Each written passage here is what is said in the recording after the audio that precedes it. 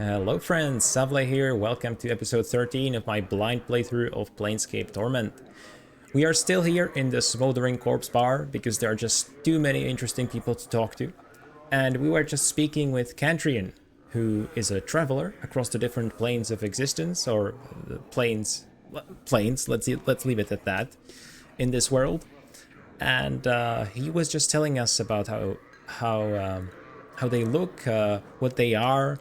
And yeah, I think we should, before we move on to anyone else, we should ask him the rest of the questions, because I kind of stopped halfway through because I wasn't taking the information in anymore. Okay, let's go. Once again you are struck by the insubstantial nature of this man's existence, and once again you are riveted as he turns his pale blue eyes on you. Have your travels brought forth what you need? Not yet. I had some more questions for you.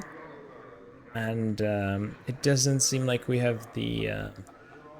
I think it was under this option, right? What are you doing, maybe?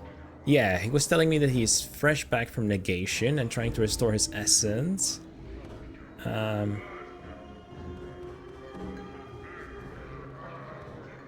Ah, yes, there it is. Okay, so he told us about the negative material plane, and now we can ask about the other planes. So, we asked about the outer and inner planes, I believe. I hope. Let's just check. Wow, this conversation tree is pretty complicated. We asked about the composition of the planes for sure. We asked... did we ask about the Great Ring and its divisions? Yes, that's right. Sigil is in the center of the Outlands, and basically like the perfectly neutral place, which was a highly pertinent bit of detail for me to get, I feel like. So yes, we asked about the upper, the lower, and now we want to ask about the boundary planes. Here we go. There are two boundary planes to my mind, and they are diametrically opposed. One of them, Mechanus, is the very essence of law, a place where beliefs fit together, interlocking, turning in a massive machine that is the entire plane. Some folks have it that the gears of Mechanus are the engine that drives the planes. The other plane is Limbo, a swirling morass of chaos that follows no rules, none. And just when a body thinks he's classified its behavior, it goes and changes on him. Or it doesn't. You just can't tell. I was in Limbo not too long ago. Interesting. So, Mechanus, the essence of law. Interlocking, turning. It very much sounds like kind of a Clockwork steampunk vibe, right? This whole place. Even the name suggests that, but yeah, and he keeps talking about like interlocking gears and engines and stuff like that. So that would definitely be an interesting place to see in the game. And the other one is Limbo, which is obviously like this religious concept. I think I mentioned that already, so no need to go over that again. But it's a morass of chaos that follows no rules. And yeah, even the rule that it doesn't follow any rules can kind of change in the moment, so you truly never know with this plane, which is a super interesting concept. And Candrian was there not too long ago. Well, Candrian, tell me about your journey. He closes his eyes, remembering. I had a Githzerai guide with me, an anarch who could shape the illogical matter of the plane into forms of his desire. What? That's quite the powerful ability. We had fought off the harrying of the Sladi, the chaos creatures who called that plane home. It seemed there were more than usual, but then one can never tell what's usual in Limbo. But I digress. In the midst of all this chaos, we came across a series of huge metal interlocking cubes, like some sort of puzzle box. I can't really read the words puzzle box without thinking of Morrowind. It wasn't something we had shaped, consciously or not, and we couldn't find a way inside. It was like a bastion of order within the confines of a disorder. A seed of law. That is the best I can explain it. So there's something contrary to the plane's nature at the heart of it, it sounds like, right? In the midst of all this chaos, yeah. Interlocking cubes.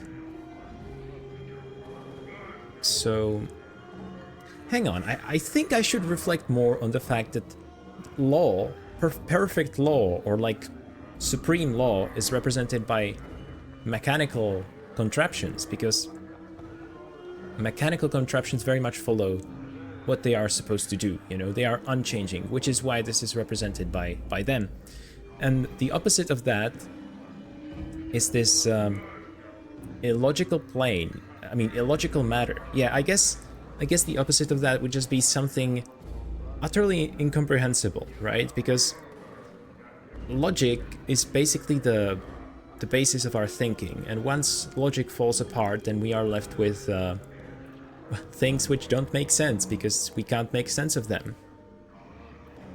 And this central sort of central opposite of what this plane is supposed to be are interlocking cubes, like some sort of puzzle box. So again, kind of mechanics themed. And yeah, no, that's a really nice picture that they're painting here. I really wish we get to see some of these planes. I mean, I'm pretty sure that we will get to see the two of them, which our character wrote down into his journal. But I would very much love to see, well, certainly Mechanus.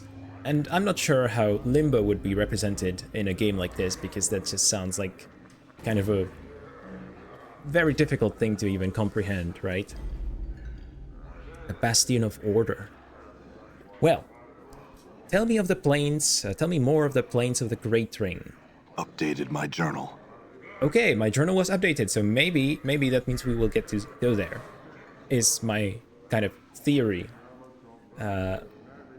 Theory of these planes and what Candrian told us about them. Tell me about the Outlands. The Outlands are absolute neutrality. Probably the best place for a body to visit in the Outer Planes, outside of Sigil, if you don't want to have a plane's morality forced into your heart.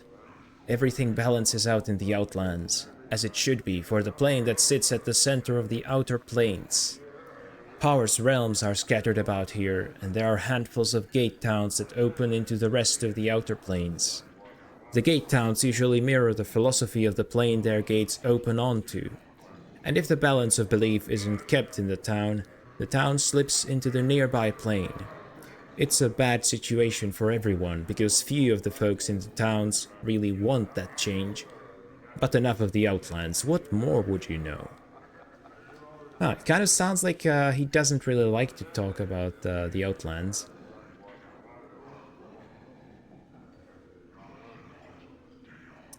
The best place to visit in the Outer Planes outside of Sigil. Wait, so I thought Sigil was in the Outlands, or it was like the center of the Outlands. I might be getting this mixed up. It will certainly take a few episodes for me to kind of wrap my head around this. And by a few episodes, I mean a few episodes in which these concepts are actually relevant. Well, of course, it could be that they are not very relevant, or that I don't need to grasp them necessarily to successfully play the game.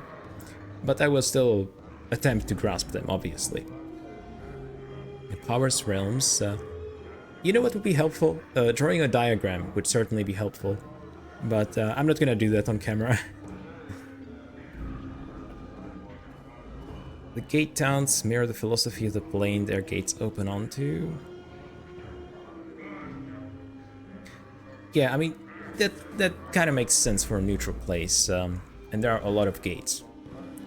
So I guess those are like the main things to keep in mind. And this was it. Okay, I mean, I could have finished this conversation in the last episode then, honestly. But you know, it's definitely new to start with a. It's definitely good to start with a new, fresh mind to sort of understand these things. All right, I had some other questions. Did I? I don't think I did. Farewell, I suppose. Yeah. We are done with you, Candrian, for the time being at least. But we might come back to. kind of get a rerun of these planes because, like I said, difficult to understand. Anyway, we have Ebb Creakknees here, who was pointed out to us by a few characters as a person of note, a person we should speak to. I think most notably by the barkeep, or the tavern owner, Barkis. So, yeah, let's do this. You see a slightly stooped old man with a full grey beard and a lion's mane of grey hair. He wears a couple of shoulder guards as armor, and he keeps a helmet nearby. He smokes a pipe and carries a pouch of tobacco around his waist. He looks pretty strong, but he's a little plump and also appears to have some sort of breathing trouble. Well now, aren't you a sight, lad? Never have I seen so many scars blanketing a fella, like a scar cloak you're wearing. Where you been? Hanging out in a grain thresher? He laughs. Oh, I'm just jesting with you, lad. No offense meant, I hope none offense taken. I'm Ebb. He extends his hand. Okay, I can't keep up that voice for longer. I'm gonna have to change that. Greetings, Ebb. His handshake is firm. Now, I hereby tender my apologies for the unfair jesting, lad. Hope no hard feelings. Can I buy you a tankard or two or something? Of something to smooth any ruffled feathers. I mean, sure, I don't really say no to free drinks. Especially from strangers. That's the spirit, lad. Bide a moment. He rises to his feet and heads to the bar. After a moment, he returns to his seat with a pair of tankards. Here you go, lad. Drink up. He takes a massive swallow from his own tankard, puffs on his pipe and says, What can old Ebb do for you on this fine sigil day? I had some questions. Oh, well, I gathered that just to look at you. I mean, you don't look like you're from around these parts, lad. You look a little too out of sorts to be a seasoned native. Ebb chuckles, then takes another drink. So, what can I help you with, lad? You need to know the lay of the land. Ebb winks. Who are you exactly? Ebb Creakknees, third measure of the harmonium. Now retired and being a tout with one's voice since I don't step as lightly as I might these past 2 or 3 decades. He chuckles. Now, lad, who be you and what trouble might you be in? I know we've heard of touts. Are they like guides? Am I remembering that correctly? Fortunately, we have the option to ask him again, so I'll do that. But third measure of the harmonium. What could that mean? I mean, harmonium definitely has to do with music. Third measure presumably also has to do with music, so this whole thing is music themed. Harmonium, I believe, is like an instrument, kind of similar to organ. I don't know if it's called that in English, but I hope it is. So maybe a member of some sort of religious faction could be. Third measure of the harmonium. Ebb puffs up slightly in pride and gets a semi-stern look on his face.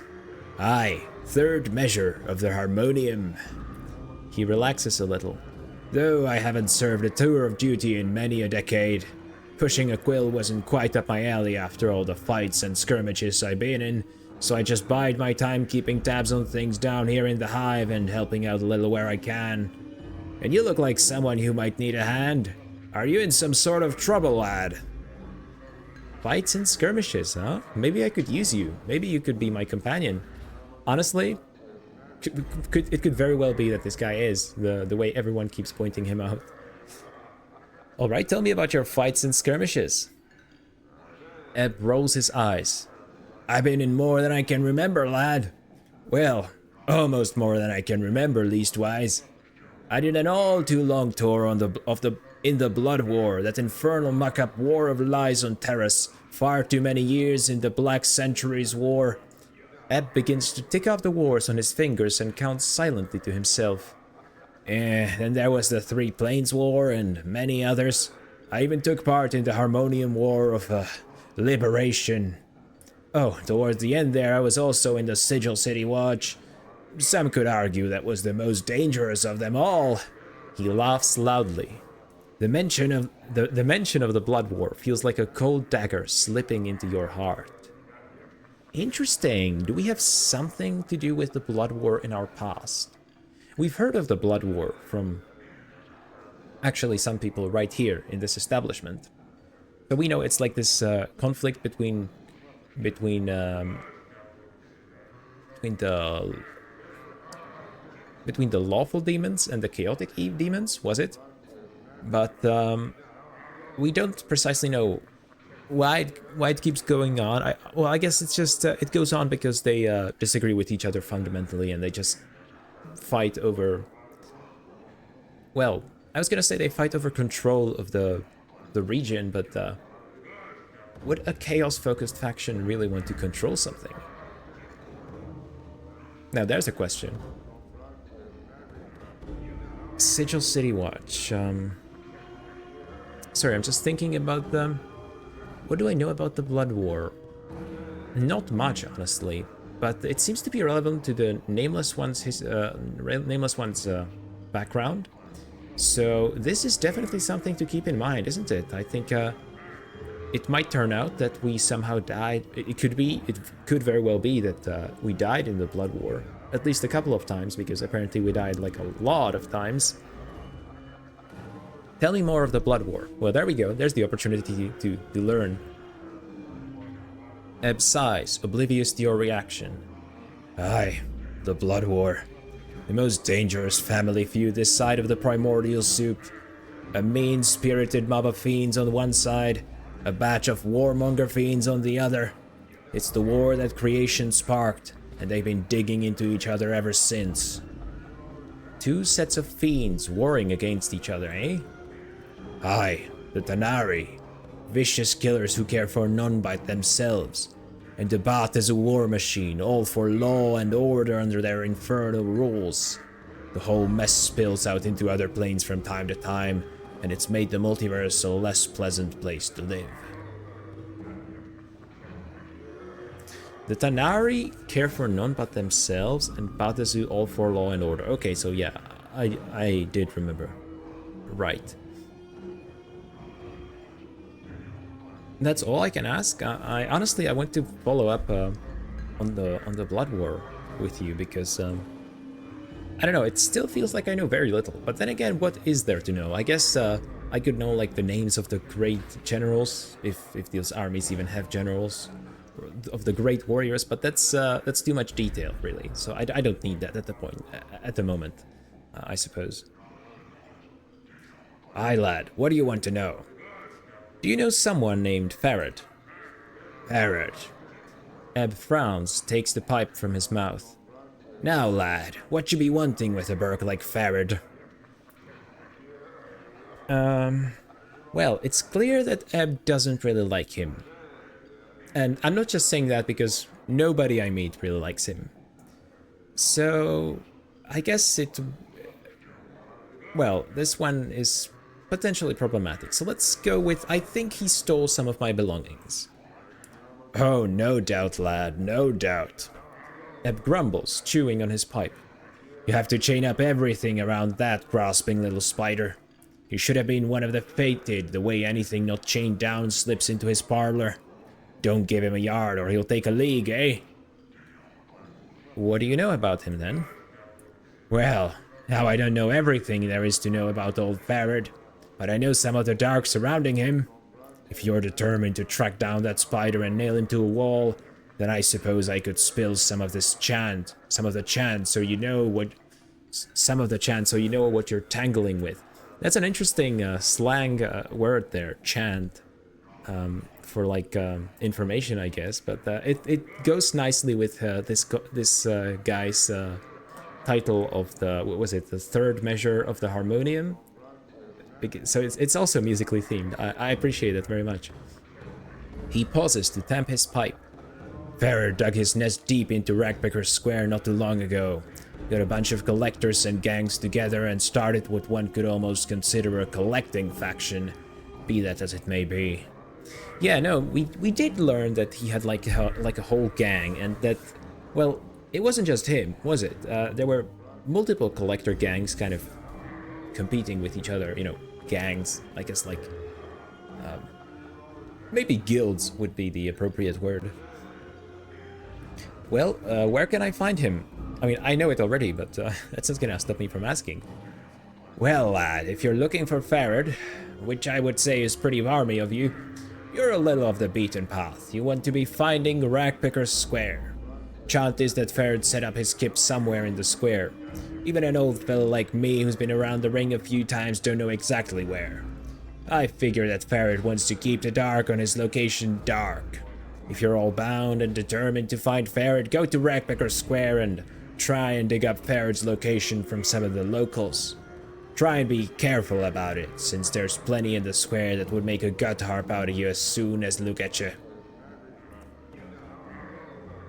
I really like the way this guy speaks, honestly.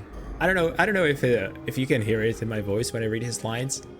I'm sure me reading lines of the characters in what I picture their voices to be is kind of cringe, but I don't really care about that. I honestly, I do it even when I'm not recording my playthroughs of games because I just enjoy it. Even though I've never really practiced voice acting of any kind, and I'm pretty sure I suck at it, but whatever. Anyway, tangent over. What was I gonna say?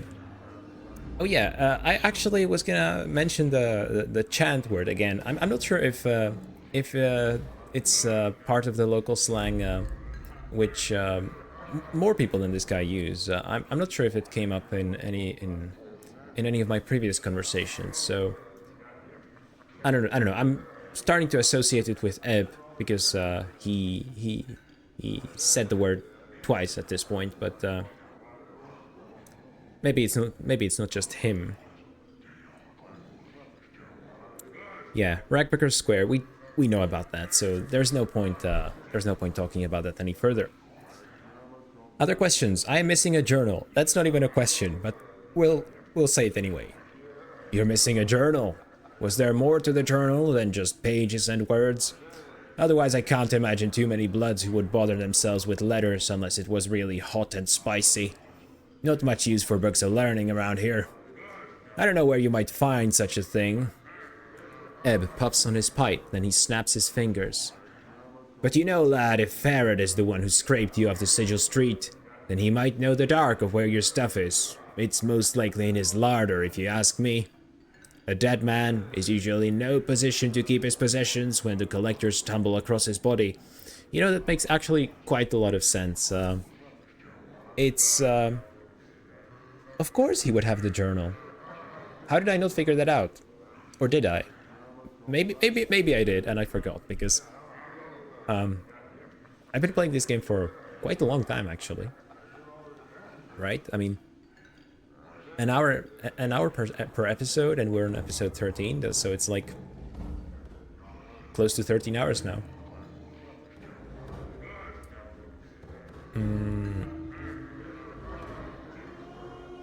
Who are you? I guess I should have started with that. But I don't know, this time I just chose to go through this conversation chronologically the way the game presented it to me. Hang on, but no, I did start with that. He told me about the... Never mind, I'm being forgetful. What is this place? You're in the Smoldering Corpse Bar, lad. Not a pretty place as some, but it's got its own homespun kind of charm. Who's the Smoldering Corpse there? Him. Oh no, corpse lad. No deader him. Near as we can tell, old Ignis is still alive inside that little roast spit. Near as we can figure, anyway. Ebb wrinkles his nose.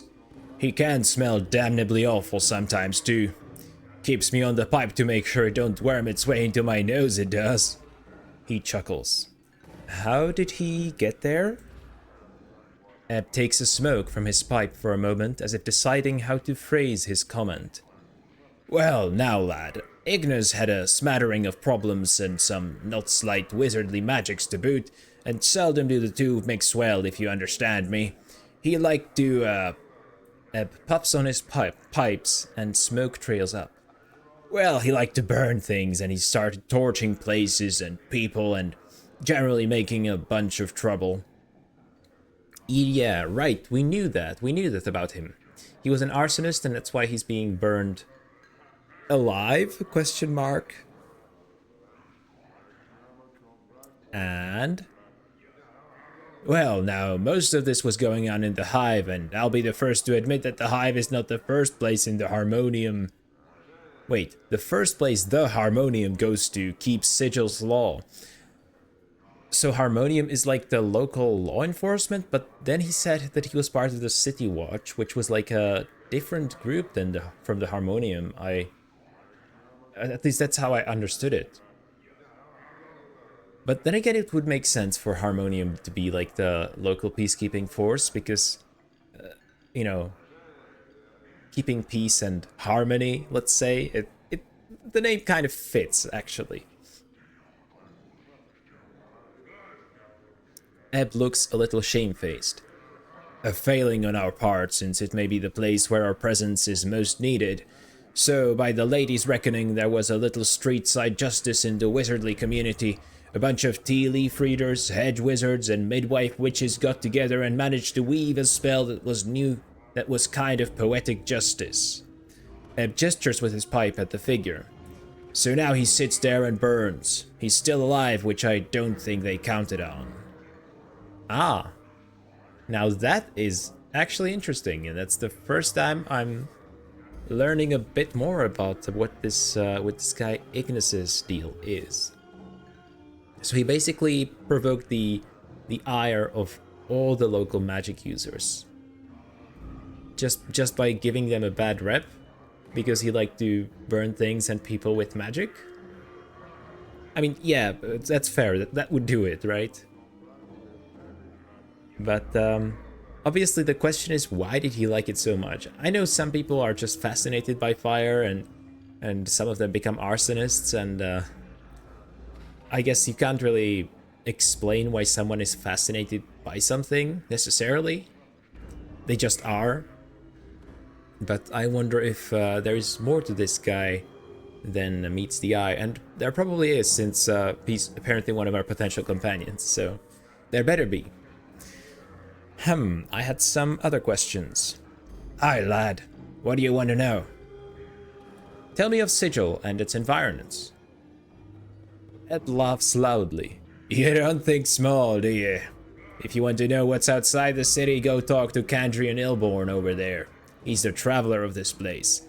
As for the rest of it, well, I can tell you of the lady, the Davis, keys and portals, the way we keep track of time, the way the city's laid out. What was it you wanted to know? Well, I'm not sure if I'm going to ask him all the questions this time, because I'm pretty sure I know enough about keys and portals, right? I've heard it from various people. But who knows? Maybe I will do it just for completion's sake. Let's start by asking about. Oh, let's go from the top. The lady.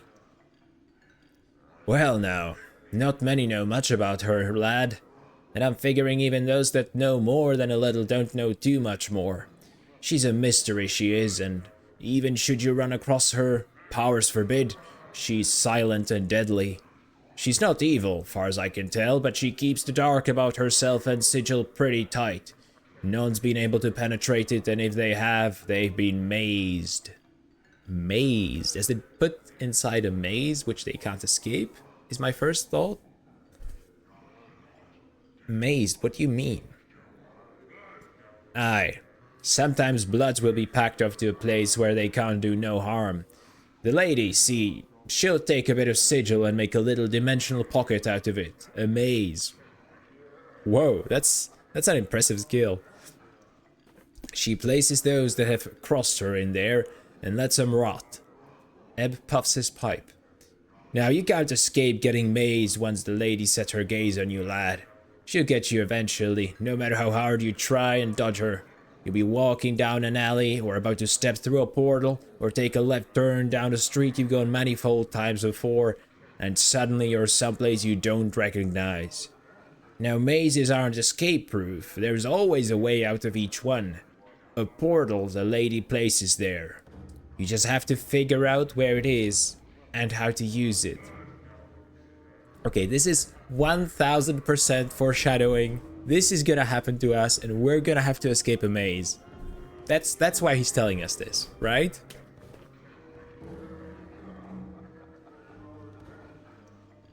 Honestly, that's incredibly interesting, all of this, and it kind of fleshes out the lady for me. I mean, I still don't really know what to think of her or what she is, and she's obviously supposed to be like this big mystery.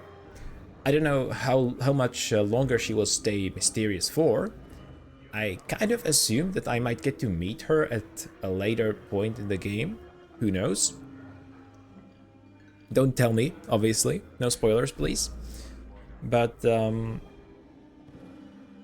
yeah, she sounds like an interesting figure to get to know. I guess I have some other questions, but I can't really stop thinking about this whole maze business. Like, how does it work? Does she place you into like an alternate version of Sigil, or with a maze, or does she locally change?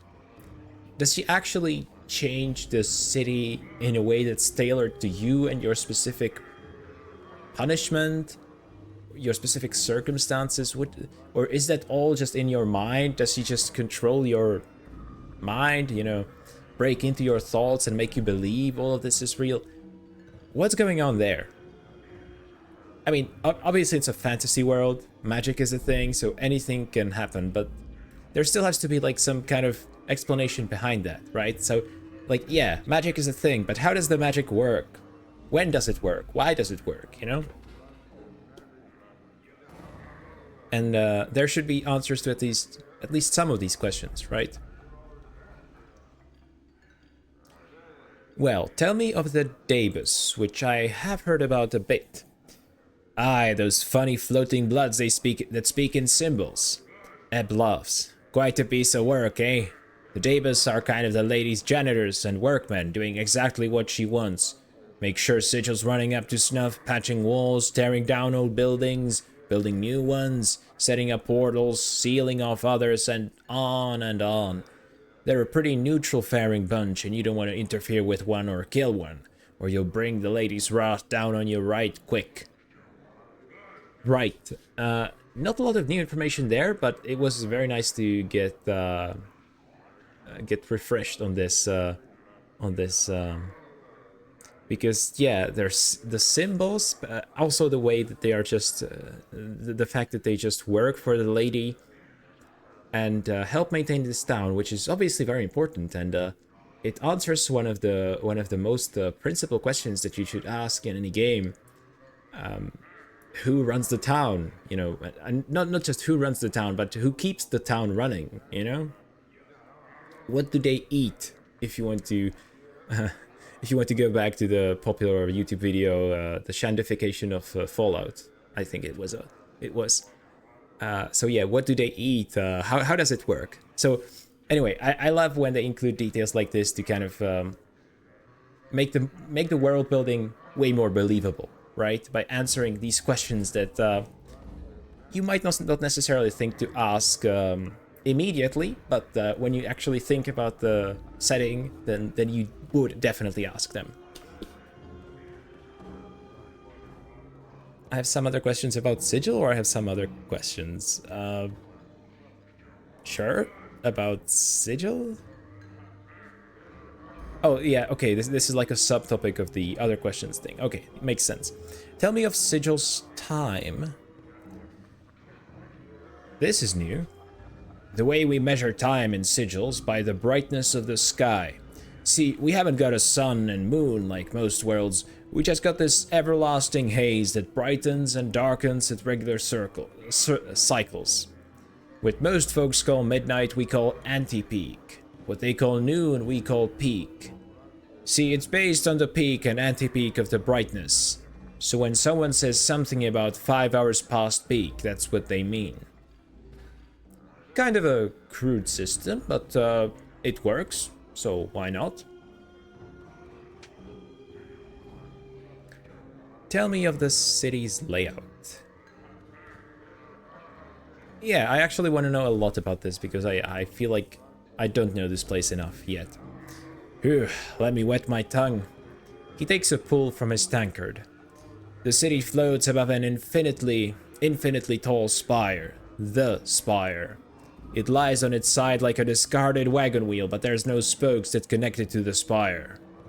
It's divided into 6 wards, each of them with its own function. Right now you're in the Hive. I think the purpose of the Hive is to be squalor to the rest of the city's grandeur. He laughs. Factions, philosophical clubs, or gangs if you prefer, divide up the running of the city between them. That's nice. Philosophical clubs or gangs if you prefer. There is something very philosophical about all of those factions that I have met so far. And about this game, which is why I wanted to play it in the first place. That's an interesting image. So the city lies on the side of the spire, like a discarded wagon wheel. Yeah, I think that's something that one of the commenters on these videos mentioned that I kind of briefly caught a glimpse of the city in one of the opening cutscenes, and yeah, it did look like kind of a giant spire, didn't it? And the city was like on the. It seemed to me like it was on the bottom of the spire, to one side.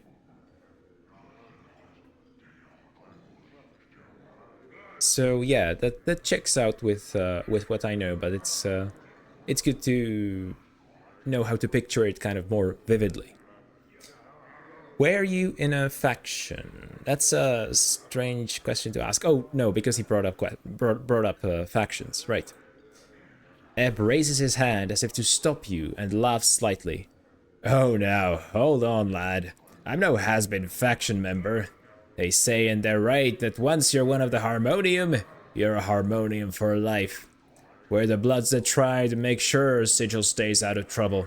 No rocking the spire, no folks getting too over-enthusiastic about hurting each other, keeping the city down to a low roar. We try and keep the peace, lad, and most times we do a decent job. So yeah, you are just a peacekeeping force, I guess.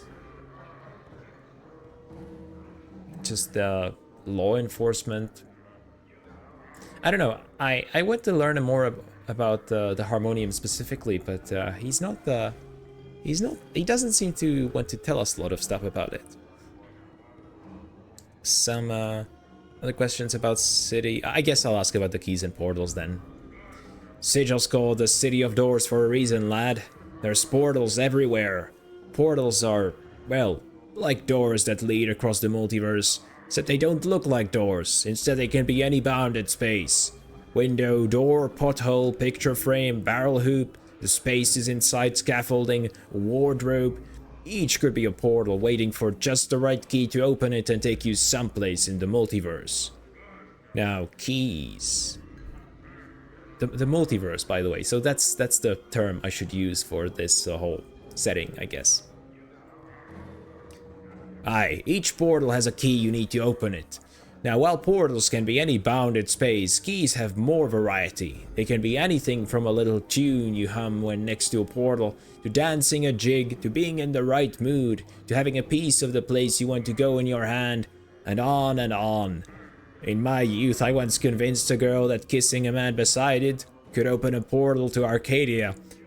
That's a player right there. That was a great idea. Turned out I was right. And many trips to Arcadia did we have. Many portals probably have never been found. There's some you can uncover just by asking people and getting the right key. Finding out the dark of a portal is the toughest part. But I warn you, lad, portal hopping shouldn't be a pastime for a fella in your way. Nor should you be wandering Sigil after dark, neither. You do best to stick to the main ways, in open peak, and watch yourself. Wow.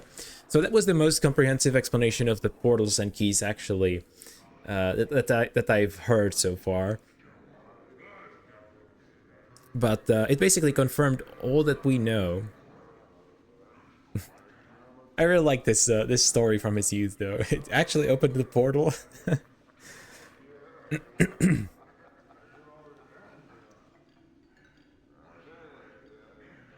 Yeah, and he's telling me to be careful, which, you know, I know that I should be careful, theoretically, but it's a game, so I'm just gonna do whatever seems like fun. Some other questions, not necessarily about Sigil. Oh, what other places can you recommend? Can you recommend any good bars like this one? Well, Ebb puffs on his pipe and studies you. This is perhaps the best gip you could have wandered into from the start. Judging by your tattoos, you might be partial to having designs on your body, in which case there's a tattoo salon a little spireward from here. Oh, right, spireward, because that's... Okay, the direction of the spire. Okay, got it, yeah. Makes sense with the spire and all. You want to stay away from the alley of dangerous angles if you can. Ignis torched that place not long ago, and ever since, a bunch of bad bloods have set up their kip in that stretch of desert. Hang on. So, Ignis torched that place not long ago. So, for how long has he been on fire? Because, you know, when you walk into a place that's called the Smoldering Corpse Bar, it kind of seems like the name is established. It kind of seems like it was called that, and it has been called that for a long time. But, I don't know, from what he's saying, it could have been just a few years, maybe? Perhaps even shorter? No idea.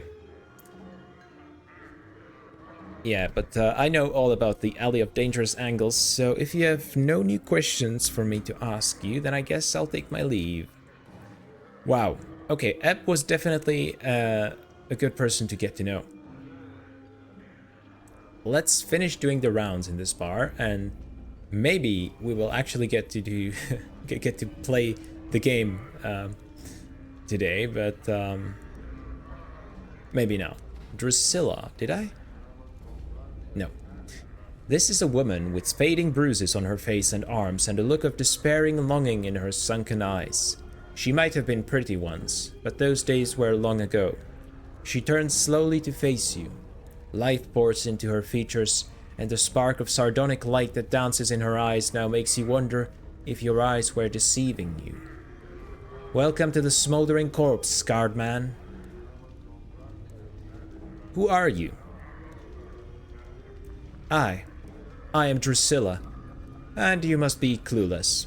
Don't ask me how I know that, it just shines off you. Shines, right, answer some questions.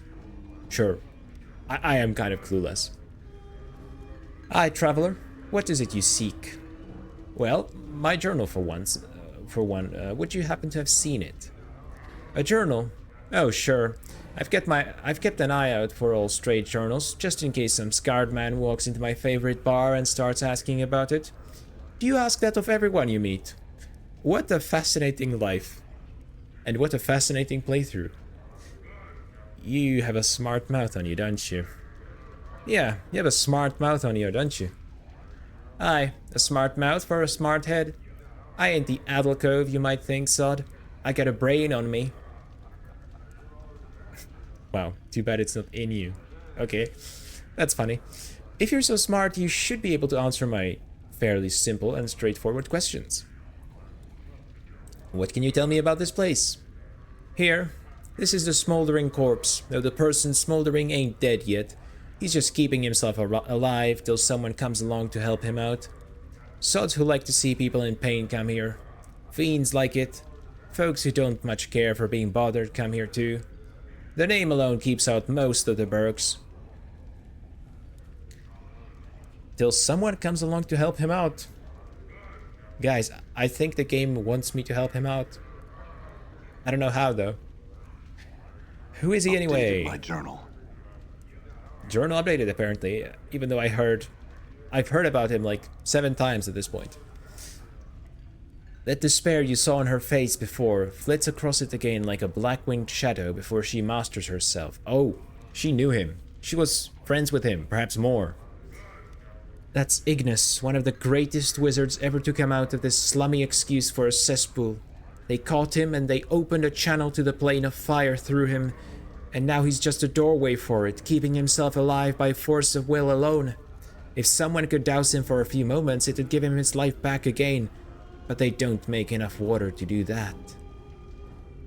Douse him, eh? Well, if I knew how to create water, or how to... if I had any water on me, really, I definitely would try to help. But, yeah, I'm gonna have to play some more before I can do that. What's your connection to him? There we go. Her voice practically throbs with a deep ache. I was Ignis's lover, and he my beloved. He loved the flame more than me, and now he has become the flame. And because I love him, I love the flame. But that's all done with now. Now I wait for him to douse himself. I sell what little I have just so I can be near him. Well, I was right. She was certainly something more to him. Douse himself. Hang on. So you told me that he's waiting on someone to douse him? Which I assumed was because he couldn't douse himself. And now you're telling me that you're waiting for him to douse himself. Unless by douse you mean just burn himself to death, which makes no sense because that's not what douse means, is it? Okay. Well, that's kind of a sad story. I would like to help you. I mean, I would like to help him especially, but not sure how. This is something that I'll definitely keep in mind. And if we come across a water spell, maybe, or something like that, then we can... But still, it's kind of strange that this collective of wizards and witches and magic practitioners came together and they tried to burn him alive. And when they saw that he was basically stuck in this state, they were like, yep, that's good enough. And they all just went away, and he's been here ever since. And all it would take for him to get freed would be for one person to pick up a bucket of water and throw it all over him. I'm exaggerating. Obviously, a bucket of water is probably not going to do the job, but I don't know. It feels like if they really wanted to take revenge on him, they could have left a guard or something, you know, someone here to stop me from helping him. I am looking for a collector by the name of Ferret. Have you seen or heard of him? Ferret, she snickers. The Collector King? You can probably find him and his stinking ilk in the trash warrens on the far side of the hive. Good luck in getting any answers from him. He's a sly devil, he is. Okay. And that would be it. Good day, Drusilla. It's a little dead here tonight. Not as dead as the mortuary, though. No doubt. Welcome to the Smoldering Corpse. I guess I should have read that one first. 3 episodes ago. Alright, anyone we missed here? Mercykiller patron. Smoldering Corpse patron. Yeah, I guess I'll drop a quick save here. And try and speak to these guys. I don't know, I just had the instinct to drop a save here because they don't look too friendly, do they? You see a lad who barely looks a day over 18. Oh. His face seems to betray some tension. Help you, Cutter? Who are you? I'm Caleb. I'm a Mercykiller. I'm here with Tarner and Ilsidon to catch my first criminal. Oh, I thought these guys would be just like identical side characters, but no, they have names and everything. And a quest, it seems. To catch your first criminal. What can you tell me about the Mercykillers? Well, I have to get used to saying that now. Believe that justice is the most important thing in existence. I believe that without justice there is no meaning, and without meaning we might as well just go off and kill ourselves. I don't want to kill myself, so I decided justice is the meaning.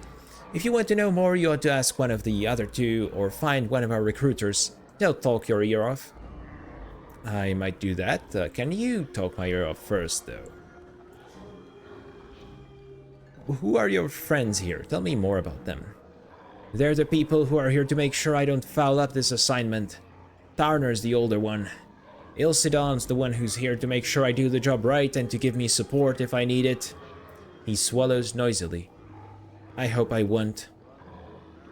I'm sure you'll be fine. A cup of... Oh shit, I accidentally clicked the other option. Okay. You again. Yes, me again. What are you doing? Tell me more about this criminal you're catching.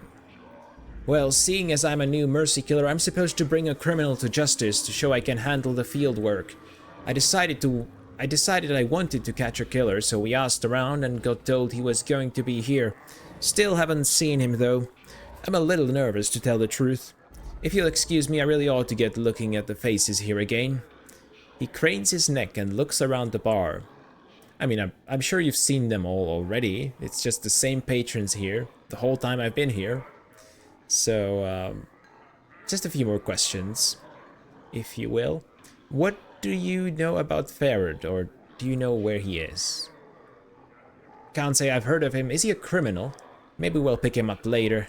My thanks for the tip-off, citizen. Oh wow, this is actually a big deal, it seems. I just need to find him, not get him killed. Okay. Okay, never mind. It's not a big deal. I was like, did we accidentally tip them off and are they not gonna go after Farad? But that would be asking too much reactivity, I think. What can you tell me about this place? This place is the Smoldering Corpse. I think they named it after the guy near the entry. It's a place where criminals and lowlives hang out. Still, there are some cutters here who know what they're talking about. Some of them are those fiends, though, and I don't like to deal with them. I feel like they're staring right at my soul. They are. Farewell. That's a great way to end the conversation, and that's what I'm gonna do actually, because I feel like talking to these other two would be way more interesting. So, would you be the old guy who's in charge? I want to talk to you. You see a grizzled, burly man in spiked armor. He eyes you coolly and slowly, up and down, evaluating you. He pauses for a time on your face, almost as if it jogs his memory somehow. He sighs then and says, "Can I help you with something, friend?" Did you recognize me? Did you recognize me? I thought I did, but those pictures are centuries out of date and the suspect would be dead by now. Suspect. Right. Well, that opens up a whole new avenue of questions, doesn't it? I mean, I did kind of have an idea that I was, or that I had been a scumbag of sorts, right? Can't wait to learn more about that. Of course, there are the planes and stranger things have happened. Still, if you're the feller I'm thinking of, it looks like you've served your sentence by means of pain. That's fair. What can you tell me about this person you're talking about? I am very interested to hear. It was a particularly brutal criminal from what I understand. This was, of course, centuries ago. Immense strength, they said, and enough anger to tear the head from a barrier. Not a sod to be messing with. Word is he got himself surrounded by a Red Death patrol, escaped through a portal, and hasn't been seen since. He frowns, studying you. They have pictures of him. Take away some of the scars and you might be related to him. Probably not him, though. Aren't I? Brutal criminal, well... You know how I said that I want to find out more about who I had been? To sort of know which direction I should take with this character. How I should roleplay him, I mean... Well, I did want to roleplay a particularly brutal criminal, so it sounds like we'll be doing the other thing, which I said we might, which is basically try and distance myself from my past self as much as possible. Yeah, sounds like a nasty fellow. I had some questions about something else. What did you want to know? Who are you? Me. I'm Tarner. Okay, what's with the outfit? It's a uniform of a kind. We're the Red Death, Mercykillers. We're the justice folks. Someone commits a crime, we bring him to justice. We right wrongs too. You want to know more? Go talk to one of our recruiters. Fair enough. Have you ever heard of a collector by the name of Farad? I'm looking for him. You're looking for him, eh? From the tone of your voice, I'm betting it won't be for a quick drink down at the local tavern either. See, I know Farad of old. He's a slippery one, he is, and it'll be a time before we can pin something on him. Problem is, only a fanatic like Valor would scrag the guy without even a shred of proof. That's all a long way of saying I don't know where the sod is, but you ought to know he's a suspect, and it won't do you any good to be seen with him. Something to keep in mind for sure. Still, we have to find him, so thanks for the advice. I'm looking for a journal. Have you seen one? I see far too much on the mean streets of Sigil, friend. Unless this journal was something spectacular, chances are good I ain't seen it. And tell me about your friends. I want to hear your perspective on these two.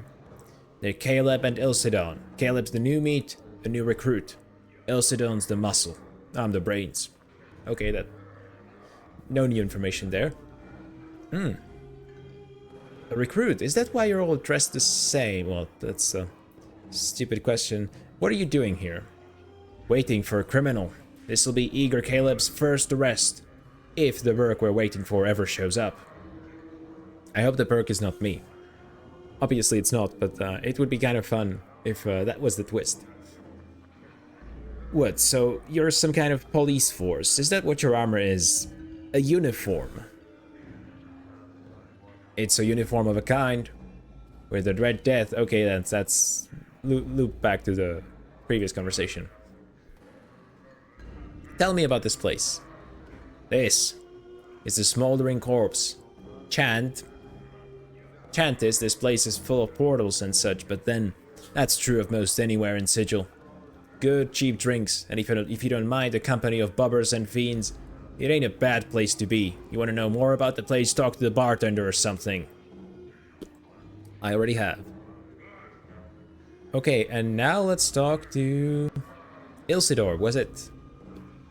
An armored behemoth, this man is huge. He also seems to have a very keen eye. It misses nothing that transpires around him. It also seems that he has no interest in speaking to you. Hello? The man stares at you as if you were some form of bug. He stares at you, blinking slowly. He turns his head, then dismissing you without speaking a word. Well, at least he doesn't find a suspect. I'm gonna call it a win. Okay, I guess I won't be asking you any questions.